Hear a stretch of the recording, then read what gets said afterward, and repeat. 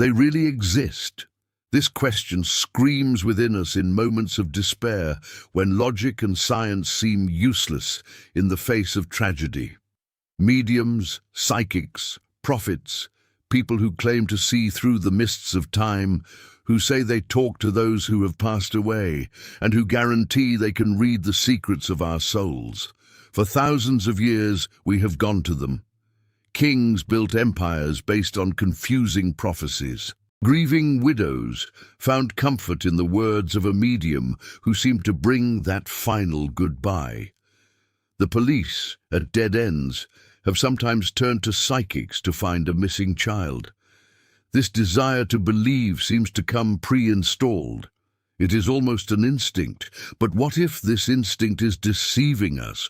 What if this entire centuries-old history is just a gigantic theater built exactly upon our deepest fears and our greatest hopes? Some say it is a divine gift. Others say it is a fraud. Where is the truth? Until today, the answer was always lost amidst emotions, guesswork, and individual faith. But that era has ended. We are going to dissect this phenomenon with cold precision, one that the human mind alone cannot possess. Our analysis tool will be an artificial intelligence. Our system is called Pneuma. We are not going to believe, we are going to know.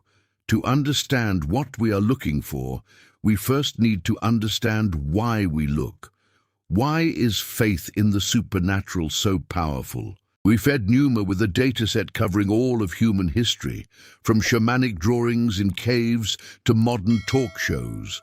The system analyzed theological treatises, anthropological studies, and millions of personal testimonies. The conclusion was direct. Faith in psychics stems from three fundamental human needs. The first is the need for control. Our world is chaotic. Ancient man did not understand why a drought began. The shaman, who supposedly negotiated with the gods, gave the tribe the illusion of control over destiny. Today, nothing has changed. The person who goes to a fortune teller wants a map for the minefield of life. The second need is the thirst for knowledge. We are consumed by curiosity about what is hidden, and of course the greatest question of all. What happens after we die? The psychic offers a shortcut to that answer. The third and strongest is hope in the face of pain. When we lose someone we love, our world collapses. The rational brain understands it is over, but the heart refuses. And then the medium appears, offering a bridge to the other side, the chance to speak again, to ask for forgiveness. The comfort this offers is so powerful that the brain switches off all its critical filters. Pneuma defines this as the triad of vulnerability, composed of three pillars: fear, ignorance, and grief. It is upon these three pillars that the entire industry of the supernatural rests. Our desire to believe is so strong that we become easy prey. This is why we need an objective standard, clear as mathematics and relentless as a law of physics. So, we gave Pneuma a task: create a protocol to verify authentic extrasensory perception. The system processed all available information and defined 5 unchanging criteria, the 5 pillars of proof. If a supposed gift fails a single one of these tests, it is not real. The first criterion is specificity. Real knowledge is concrete. A prediction like next year the world will experience a great tragedy is not a prediction, but a banality. Now, on March 12th of next year at 5:32 p.m., a 7.2 earthquake will hit these coordinates. That is specific. The second is reproducibility. If the ability exists, it must work more than once. It cannot be a fluke. A psychic who claims to find missing persons must show results significantly above random guessing time and time again. Excuses like, "The skeptics are disrupting my energy," are, according to Pneuma, the primary sign of a false claim. The third is falsifiability. For a statement to be considered true, it must have the chance to be proven false. The prophecies of Nostradamus are the classic example. So vague they can be fitted into any event after it has already happened. The fourth is statistical proof. The world is full of coincidences. You dream of a friend and the next day they call you. A miracle? Or did you forget the thousands of other dreams that meant nothing? To prove a gift, results must break the law of probability. And the fifth, the most important, is information independence. The gift must be paranormal. The information cannot come through the five senses, nor through logic. A person who looks at your clothes and your watch and guesses your profession is not a psychic. They are just a good observer. A medium who asks dozens of questions and then hands the information back to you as if it were from beyond is a manipulator. Numa combined these five criteria and created what we call the Patient Zero protocol. In health, Patient Zero is the first infected person. In our investigation, Patient Zero is something else. It is the ideal model, the perfect carrier of an authentic gift. It is the standard against which all candidates will be compared. This protocol is our filter. It has no emotion and no hope. And from this moment on, our investigation has a clear direction. We have a tool. We have our tool, the Patient Zero protocol. Now it is time to use it. We will not start with modern television psychics. We will aim for the giants, the names that have defined the very word prophecy for millennia. If the gift existed, it must be found here. We will take Numa into the past to apply the five criteria to those considered unquestionable. Our first stop is ancient Greece, at the Temple of Apollo in Delphi. For over 1,000 years, this was the center of the world. Kings and generals traveled for months to hear the words of the Pythia, the priestess who spoke on behalf of the god Apollo. Her predictions decided wars and founded colonies. The power of the Oracle of Delphi was absolute, but was it real? Let's apply the protocol. Numa analyzed the most famous case, that of King Croesus. Croesus was the king of Lydia, immensely wealthy, and he wanted to invade the powerful Persia. He asked the oracle if he should attack. The Pythia's response was, "If Croesus crosses the Halys River, he will destroy a great empire." Croesus was ecstatic. He attacked and was completely annihilated. The empire he destroyed was his own. Let's analyze this coldly. Where is the first criterion? Specificity, total failure. The prediction gave no names, dates, or results. And the third criterion, falsifiability, level 0. The sentence was brilliantly constructed to be correct, regardless of the outcome. If Croesus won, the oracle was right. Since he lost, the oracle was also right.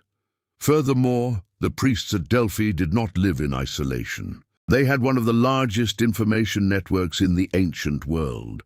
They knew about politics and tensions. The Oracle of Delphi was not a window into the future, but rather a center of political power that mastered the art of ambiguity. Let's jump 2,000 years. France, 16th century. Michel de Nostradam, or Nostradamus, the greatest prophet in history, many say. His book, The Prophecies, with 942 poetic quatrains, still causes shivers. They say he predicted the French Revolution, Napoleon, and the September 11th attacks. We fed Numa all the quatrains. The system did not find prophecies. Instead, it found language. Nostradamus deliberately used an arsenal to confuse. Metaphors, anagrams, a mixture of Old French with Latin and Greek. He almost never gives dates. The most famous example is the alleged prediction of a German leader where he mentions the word hystère. It seems obvious, but Numa performed a cross-analysis of texts from that period. Hyster was simply the Latin name for the lower part of the Danube River. It wasn't a person. All the mystique disappears. What happens with Nostradamus is what Numa calls retroactive interpretation. His words are like a Rorschach test, those ink blots. Each person sees what they want to see after the event has already happened. Applying the protocol: specificity, catastrophic failure; falsifiability, null. You cannot prove a vague poem is wrong. But what about someone more recent, someone who didn't speak in riddles? Bulgaria, 20th century, Vangelia Pandeva Gusterova, Baba Vanga. Blind since childhood, she became a legend. Hundreds of thousands of people lined up at her house to speak with her. She spoke about dead relatives, diagnosed illnesses, and predicted the future. Analyzing Vanga is difficult because most of the evidence comes from emotional testimonies. But let's stick to the facts. Her most famous prediction was about the Kursk submarine. The quote says, "At the end of the century, Kursk will be underwater." When the Kursk submarine sank in August 2000, the world was shocked. Numa investigated the origin of this quote and found two problems. First, the city of Kursk is in the middle of the land. It couldn't be underwater. Second, and more importantly, the system found no documented source of this prediction before the tragedy. It only began to circulate in the media after the submarine sank. The same goes for the Iron Birds prediction that supposedly foresaw the attacks in the United States. The story only gained worldwide attention after September 11th. And what about the thousands of people she saw in person? Numa analyzed the scenario. Her house in Petric was not an isolated place. People waited in line for hours, sometimes days. They talked, they told their tragic stories to neighbors, to Vanga's assistants, and to the taxi drivers who took them there. The system simulated the information flow and concluded that when a person entered the room, it was very likely that Vanga's team already knew the reason for the visit. Verdict of the Patient Zero protocol. The world predictions fail in specificity and lack a source. The personal work fails the information independence criterion. The information arrived through very earthly means. We have three giants of history, three pillars of faith in prophecies, and all three crumble under cold analysis. None of them came close to our Patient Zero. It seems the ghosts of the past are just legends. But what if that's the problem? What if the gift is real but more subtle? What happens when we take psychics out of the mist of history and place them under the cold lights of a laboratory? The titans of history fell, the Oracle, Nostradamus, and Vanga. Their legends, which seemed indestructible, proved to be mere illusions born of ambiguity, retroactive interpretation, and good terrestrial information networks. None of them resisted the Patient Zero protocol. But perhaps we are looking in the wrong place. Maybe the gift isn't grand. Maybe it's a faint, subtle signal that gets lost in the noise of history and adoration. And what if, to find it, a quiet, sterile environment with impartial observers is necessary? What happens when we take the phenomenon out of the hands of priests and hand it to scientists in white coats? Today, we leave the temples and enter the lab. Our investigation begins in the 1930s at the prestigious Duke University in the United States. There, a botanist named Joseph Banks Rhine decided he would use the scientific method to prove what he called extrasensory perception. He just needed the right tool. That tool became famous: the Zener cards, a simple deck of 25 cards with 5 repeating symbols: circle, cross, wavy lines, square, and star. In the classic clairvoyance experiment, the tester shuffled and looked at the cards one by one, while the volunteer in another room tried to guess the symbol. The chance of guessing by pure luck is 20% or 5 cards. Any result consistently well above that would prove the gift. And Rhine succeeded. His results were explosive. Some volunteers, like a student named Adam Linsmeyer, had unbelievable sequences, hitting 15, 20, and even all 25 cards. The probability of this was astronomical. The scientific world was abuzz. It seemed Ryan was about to prove the existence of the mind outside the body. But we fed Numa with Ryan's original archives, including his laboratory notebooks, and the system was tasked with a complete audit. The result was devastating. Numa found a methodological disaster. The first error was sensory leakage. The early Xena cards were so poorly made that the heavy ink could be seen from the other side of the card. In other cases, the volunteer could see the reflection of the card in the tester's glasses. That is just good vision, not telepathy. But the deeper problem was statistical. Numa identified two practices that destroy any science. The first is optional stopping. Ryan stopped the test when the volunteer was on a lucky streak and recorded it as a success. If the volunteer was doing poorly, he continued the test in the hope they would improve, or simply discarded the results as a bad day. The second practice is the file drawer problem. Numa analyzed Ryan's diaries and discovered that only the spectacular results were published. Hundreds, perhaps thousands of tests that yielded perfectly normal, meaning random results, stayed locked in the drawer. When Numa took all the data, the successes and the failures, the overall average of hits was 20%, exactly what chance predicts. Ryan's laboratory of miracles was, in truth, a laboratory of self-deception. But the story gets stranger. Let's fast forward to the 70s. The height of the Cold War, the paranoia between the United States and the Soviet Union was at its peak. Rumors reached Washington that the Soviets were using mediums as espionage weapons. The Pentagon and the CIA couldn't stay behind.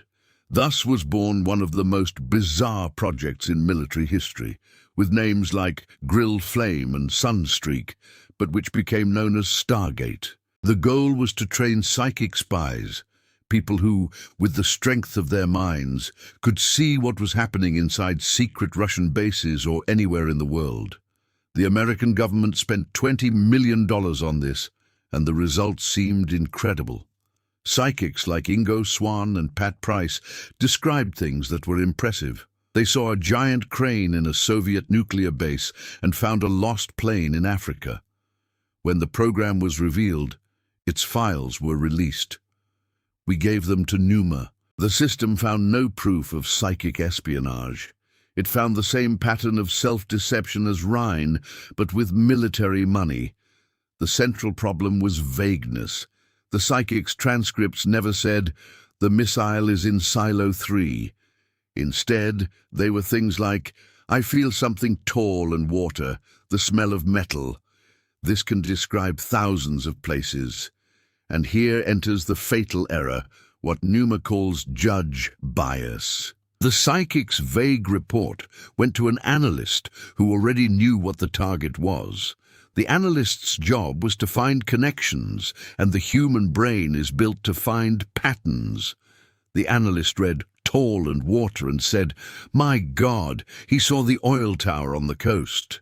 He ignored the 20 other things the psychic said that made no sense. It's the Texas sharpshooter fallacy. You shoot at the barn door and then paint the target around the hole. And the Soviet crane? Numa discovered that photos of that crane had already appeared in public access magazines. The psychic didn't need telepathy. He just needed to read the news. In the end, the CIA itself concluded that the program was a total failure. The laboratory, again, produced only mirages. History failed, science failed. But if everything is error and self-deception, how does that medium on the TV show get it exactly right? How does he know the name of the deceased grandmother of the woman in the audience? If it's not a gift, then what is it? Laboratories failed. History is full of deceptions. However, the illusion persists and seems stronger than ever. How does that medium you're seeing for the first time in your life manage to know your grandmother's name? How does he know about that inside joke that only the two of you knew? If it's not a gift, if it's not telepathy, then what is it now? The technology behind the magic is what this is about. It's not a paranormal ability. It's a psychological technique honed by centuries of practice. It's the most powerful trick in the arsenal, and it's called cold reading. The name says it all, because the medium goes in knowing absolutely nothing about the client. He starts from scratch, except it's not a guessing game. It's an interactive process, a subtle dance where the medium is the conductor and the information, well, the information is provided by the client themselves without them realizing it. To understand how it works, we fed Numa with over 1,000 hours of recordings of sessions with the world's most famous mediums. The system received an order: analyze every word, every pause, every reaction, and construct the cold reading algorithm. Numa identified 5 phases that repeat in almost every encounter. The first phase is casting the net.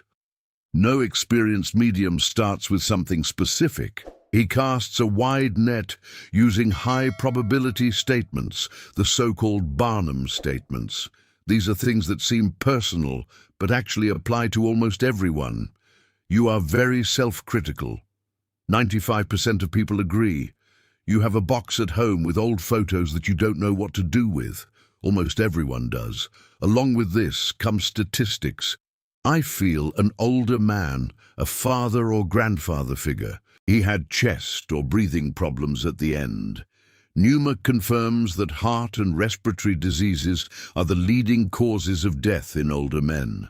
The chance of being right is enormous. The second phase is taking the bait and amplifying. This is where the magic seems to happen. The medium becomes a human radar, reading your every micro-expression. He throws the bait. I feel a connection with the name Anna, or maybe something with an N, Nina. He stops and watches you. If upon hearing Anna, your eyes dilate or your breath hitches for a second, he's got it. Yes, Anna, she's here. She says she loves you very much. If you don't react, he changes course instantly. No, the spirit says Anna isn't who we're looking for, but that name is important to you, perhaps a friend. Numa analyzed this. A good cold reader makes 5 to 10 small probes per minute. 90% of them are wrong, but our brain ignores the 9 errors and clings to that one hit as if it were a miracle. The third phase is the art of the question. It's the dirtiest trick. Numa analyzed the syntax and discovered that more than 70% of the medium's statements are actually disguised questions. Was he military, or did he wear some kind of uniform? He wasn't. If the client says yes, the medium triumphs. If the client says no, the medium has an escape route. Strange. So he wasn't, but he cares about your discipline. The medium never takes a risk. The fourth phase is flattery and comfort. When the client is already emotionally hooked, the medium applies the balm. He is so proud of you. She asks that you don't blame yourself. You did everything you could. This is just cheap therapy, not information. It's what the client needs to hear, and it switches off the last vestiges of critical thinking. The fifth phase is the grand finale. The medium gathers all the crumbs you gave him over the last hour and presents them as a unique revelation. So, as I felt from the beginning, your grandfather came to me, who was military and died of a chest problem. He is here and asks you not to worry about the sale of the house. The client doesn't remember that it was they themselves who mentioned the grandfather, the name, and the house problem. The emotional shock erases the memory of the clues. That is cold reading. It's a performance, but it still requires talent, intuition, and risk. But we live in the information age. Why improvise if you can just know? There is a much easier and more brutal method: It's hot reading. Hot. Because the psychic enters the scene already armed with facts. Your facts. We asked Numa to simulate. How long does it take to build a dossier on an ordinary person using only the name they gave when buying the ticket for the show? The scenario is as follows. Numa starts the search. In 30 seconds, it finds your open profile on a social network. It sees the list of relatives. There's your mother, Helena. In 1 minute, it finds your morning post mentioning her death. In 4 minutes, it finds your vacation photo album in Italy and the photo at the Colosseum with that yellow dress. In 7 minutes, it finds the name of your dog, Artie, because you are part of a group of Labrador owners. 15 minutes later, you sit in front of the medium. He doesn't ask you anything. He says, your mother Helena is here. She is smiling and talking about your yellow dress in Rome. She sends a hello to Artie. Your reaction is total shock. This isn't a gift. It's just an internet search. And in large theaters, it's even simpler. Hours before the show, assistants warm up the audience. They chat, ask why people came and collect the most tragic stories. Woman, row 7, red sweater, crying for her father Pedro, who loved fishing. The information goes to the medium through an electronic earpiece. The show starts. The medium feels an energy in row 7, a woman in red. I feel a Pedro. He's showing me a fishing boat. The audience goes wild. They witnessed a miracle, but it was just an information show. We debunked cold reading and the art of psychological manipulation. We exposed hot reading, the technology of digital espionage. It seems we've explained all the tricks, but a doubt always remains. What if? What if there exists someone who isn't an artist of deception, someone who sincerely believes in their gift? Someone willing to prove it not on a dark stage or in a TV room, but under the most rigorous and fair conditions possible. What happens if we offer a challenge impossible to refuse? Prove your gift and win $1 million. It's time to analyze this ultimatum. The largest and most devastating experiment in paranormal history, the James Randi Challenge, will be our focus. To understand the challenge, you need to understand the man. Randi wasn't a scientist. He was a professional illusionist, a master of escape, an heir to Harry Houdini. And that's why he was the psychic's most dangerous enemy. He knew the trick from the inside. He knew how to deceive, how to distract, how to create an illusion. He was essentially the hunter who knew all the prey's hiding places because he himself had once been the prey. Randi was tired of seeing people using the tricks of his trade not to entertain, but to deceive and profit from others' grief. So in 1964, he made a modest offer, $1,000 for anyone who proved a paranormal ability. Over time, the prize grew and stopped at a legendary number, $1 million. The rules were perfectly fair. They were a contract. First, the candidate stated exactly what their power was. I can read minds. I can find water underground with a rod. Second, the candidate and the Randi Foundation created a test protocol together. The candidate had to agree to everything. Most importantly, the candidate defined what success was. If I get 8 out of 10 times right, I proved my gift. Perfect. The "I'm not feeling well today" excuse was eliminated before even starting. The candidates set their own goal. For over 50 years, more than 1,000 people signed up. People who read auras, telepaths, mediums, spoonbenders, forming an army of supposed superhumans. None of them won a cent. Why? We fed Numa with Randi's test protocols. The system identified the pillar that made the fortress impenetrable. It was the rigorous application of our real-life Patient Zero protocol. The decisive criterion was the double blind. In the laboratory tests we saw earlier, often the scientist knew the answer and could, unintentionally, give a clue. A smile, a pause. In cold reading, the medium reads the client. In Randi's test, Nobody knew. Let's take the case of the water dowsers. They said they could feel where the water ran. Great. Randy prepared a field with 10 buried pipes. Only one would have water, but which one? The decision was made by a computer randomly. The dowser walked through the field and planted their flag. And crucially, the judge observing him also didn't know where the water was. What does Numa conclude? This method eliminates everything. It eliminates cold reading because the judge cannot give clues. It eliminates hot reading because there is no information to research. It eliminates the sensory leakage from laboratories. Only the gift and its result remain. And time after time, the result was the same. The water dowsers, who were 100% certain, suddenly hit 1 out of 10 times. Exactly what chance predicts. Aura readers couldn't tell who was hidden behind a screen. Telepaths failed miserably. Whenever the possibility of a trick or self-deception was removed, the power disappeared with it. If the gift doesn't exist, if nobody can prove it under the fairest conditions, why does this industry remain strong? Why does it seem stronger than ever? Because it's not driven by gifts. It's driven by money. Numa built an economic model.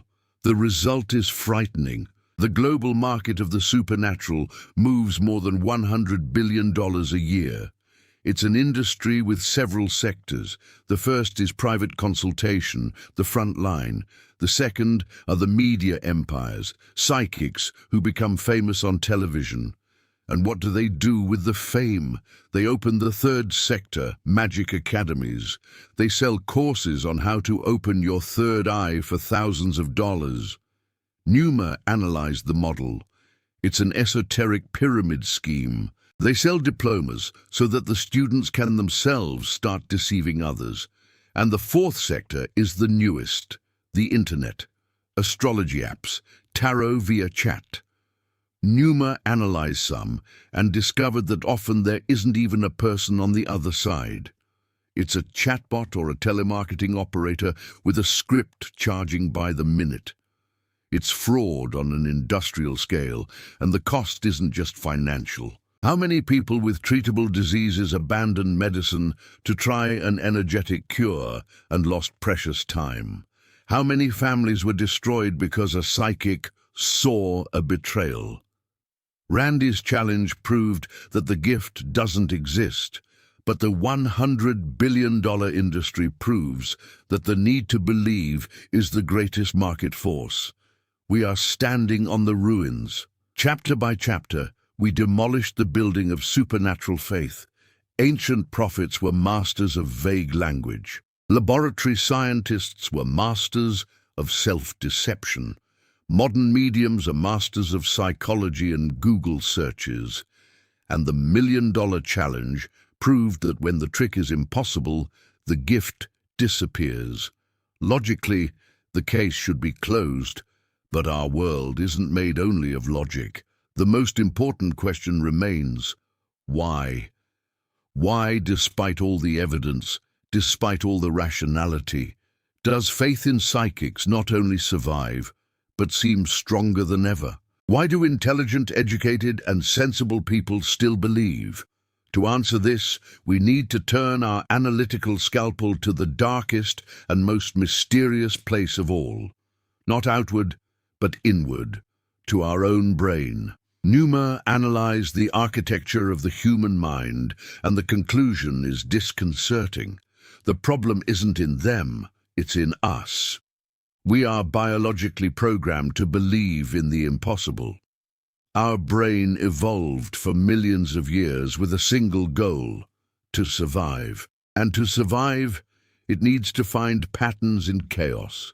We are the species that looks at clouds and sees faces, that hears the wind and thinks it's a whisper, that sees two stars and connects them, creating a constellation and a story. This ability to find patterns is what allowed us to predict seasons and hunt, but it has a side effect. We see patterns even when they don't exist, and we have confirmation bias. Our brains are like stubborn lawyers. They don't seek the truth, but rather evidence to prove what they have already decided to believe. If you believe the number 13 brings bad luck, you will ignore the 500 times the number 13 was normal, and you will remember that one time you tripped. This is the matrix of faith, the desire for control, the search for patterns, and confirmation bias. Together, they create the perfect storm for the supernatural virus to install itself. The psychic doesn't need to be good. He just needs our brain to do the work for him. But what about those stories, those cases that are so strange, so detailed, that even skepticism cannot explain? We fed Numa with the hardest cases, the last bastions of the inexplicable. The first case, Gerard Croiset, the Dutch psychic who helped the police. The most famous story is that of a 4-year-old girl, Irmgard Stells, missing in Germany. The police were lost. The girl's father called Croiset, who, hundreds of miles away, took the photo and saw everything. He described a bridge, a sawmill, a grey car, and said the girl was dead in the water. Days later, the body was found exactly as he said, proof of a gift. But Numa analyzed the archives of the time. First, the police already suspected she was in the river. It was the main theory. Second, Croiset's map was full of errors that everyone forgot. Third, and most importantly, Numa found a small note in a local newspaper before the call, where the police were asking for information about a grey car seen near the bridge. Croiset failed the fifth criterion, information independence. The second case, the Ganzfeld experiments. This was the great hope of science. Volunteers were placed in total isolation, eyes covered with ping-pong balls, headphones with white noise. In another room, a sender tried to send an image to them. The chance of hitting the right image was 25%, but the results of hundreds of tests gave 32%. A small number, but statistically impossible to be chance. Numa analyzed the data and found the file drawer problem. Laboratories that achieved positive results published their studies with fanfare. Laboratories that found normal results, meaning 25%, shelved the study for being boring. When Numa took all the data, published and unpublished, the hit average fell to 25.2%. Exactly chance. The last case is the most personal. Sensations at the moment of death, the story thousands tell. I was washing the dishes and suddenly felt a chill and knew at that exact minute my mother died on the other side of the country. This isn't a fraud. It's a real sensation. How to explain? Numa points to two factors. The first is selective memory bias. If your mother is ill, you have that spike of anxiety dozens of times a week. You forget all the times you felt it, and she was fine. But you remember the only time it coincided. The second is the law of large numbers. 8 billion people live on the planet. Millions of people have sick relatives. Each day, trillions of thoughts and events occur. It would be statistically impossible for these two things not to coincide once in a while. The last bastions have fallen. What seemed inexplicable was just psychology and statistics. The circle is closing. We have reached the end. We have walked through the entire labyrinth, illuminating every corner with the cold light of analysis. We began with the ghosts of the past, and the great prophets revealed themselves as masters of vague language. We entered the laboratories, and scientific miracles showed themselves to be only errors of method and a desperate desire to believe. We dissected the modern arsenal, exposing the psychological tricks of cold reading and the digital espionage of hot reading. We saw how a $1 million prize, protected by a perfect protocol, waited for half a century and no one was able to claim it. We dived into the architecture of our own minds and discovered that we are programmed to see patterns and confirm our beliefs. And finally, we analyzed the most inexplicable cases, and even they dissolved under the weight of logic and statistics. The road was long. Now it's time to put all the pieces together. It's time for the final synthesis. Numa processed the entire data set of our investigation.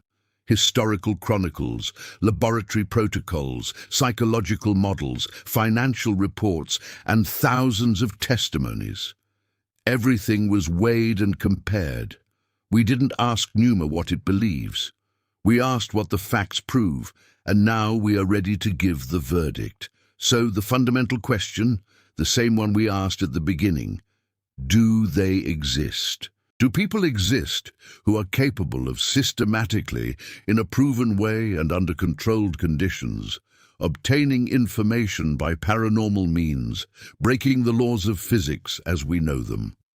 Numa's answer, based on all the facts, is a single and direct word: no. Based on all the data analysis available to humanity, from ancient texts to the most recent scientific studies, Numa found no irrefutable, statistically significant and replicable proof of the existence of extrasensory perception as a real phenomenon.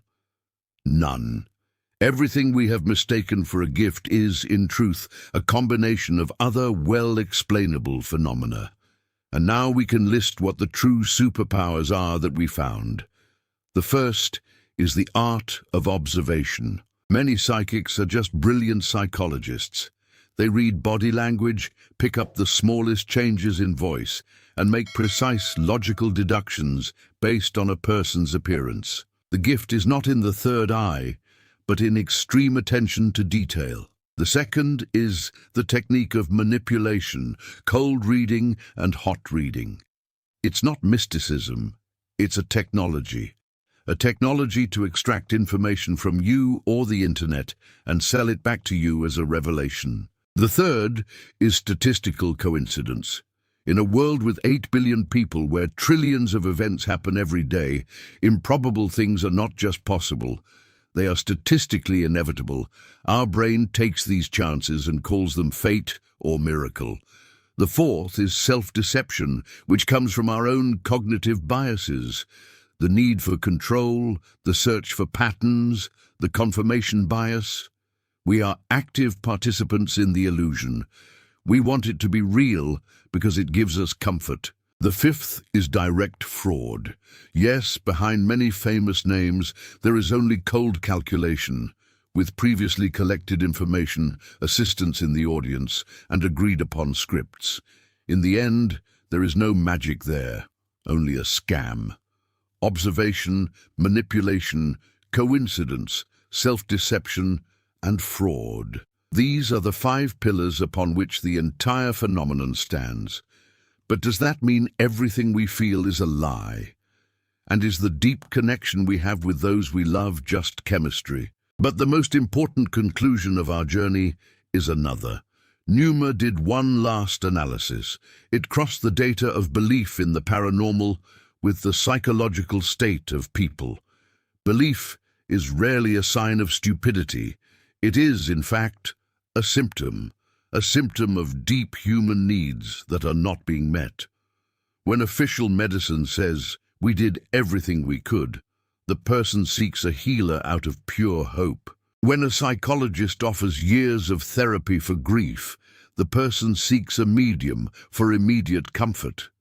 When the world seems chaotic and unfair, the person seeks a fortune teller for a sense of order and control.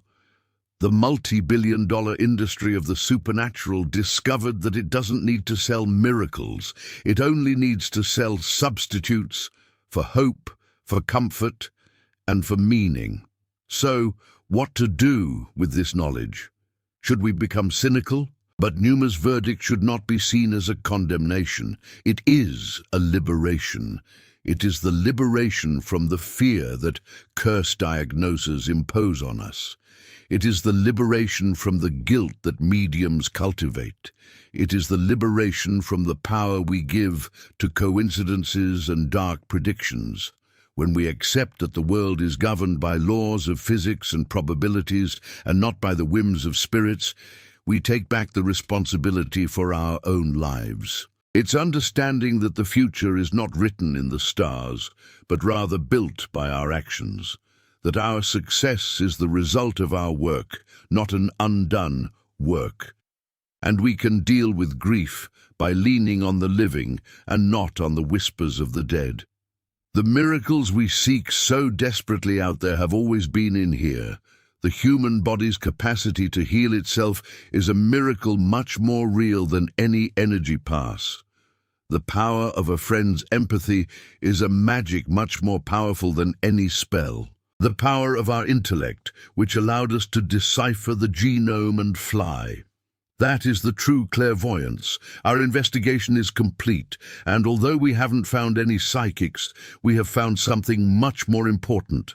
The proof that the most incredible force in the universe isn't the paranormal. It's the human mind, with all its weaknesses, all its glory, and its infinite capacity both to deceive itself and to finally find the truth. If you enjoyed this report, your subscription to the channel helps us continue investigating topics like this.